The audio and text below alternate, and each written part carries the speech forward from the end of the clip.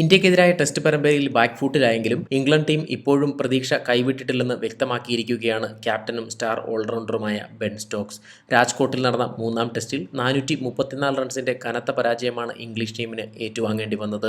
പക്ഷേ ഇതുകൊണ്ടൊന്നും ഇംഗ്ലണ്ടിന്റെ പോരാട്ട വീര്യം അവസാനിച്ചിട്ടില്ലെന്നാണ് സ്റ്റോക്സ് പറയുന്നത്. മാത്രമല്ല, പരമ്പര സ്വന്തമാക്കി നാട്ടിലേക്ക് മടങ്ങാൻ ഇനിയും തങ്ങൾക്ക് സാധിക്കുമെന്നും ഇന്ത്യക്ക് അദ്ദേഹം മുന്നറിയിപ്പ് നൽകിയിരിക്കുകയാണ്. ഒന്നാം ടെസ്റ്റിൽ വിജയം കൊയ്ത ശേഷമാണ് തുടർന്നുള്ള 2 മത്സരങ്ങളിലും പരാജയം ഏറ്റുവാങ്ങി ഇംഗ്ലണ്ട് ഇപ്പോൾ 1-2 പിന്നിലായിരിക്കുന്നത്.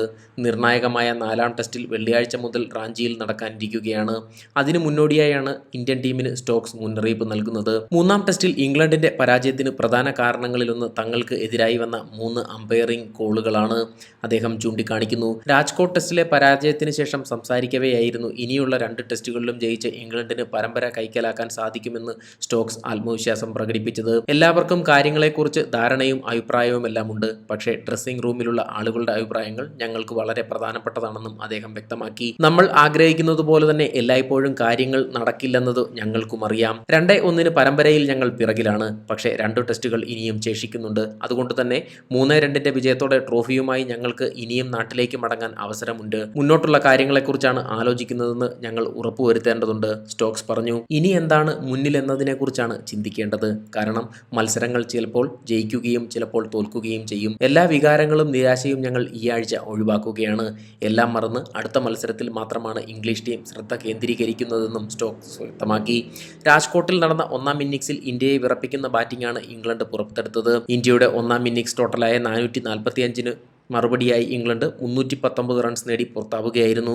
ഒരു ഘട്ടത്തിൽ 500 മുകളിൽ റൺസ് ഇംഗ്ലണ്ട് വാരിക്കൂട്ടുമെന്നാണ് കരുതിയിരുന്നത്.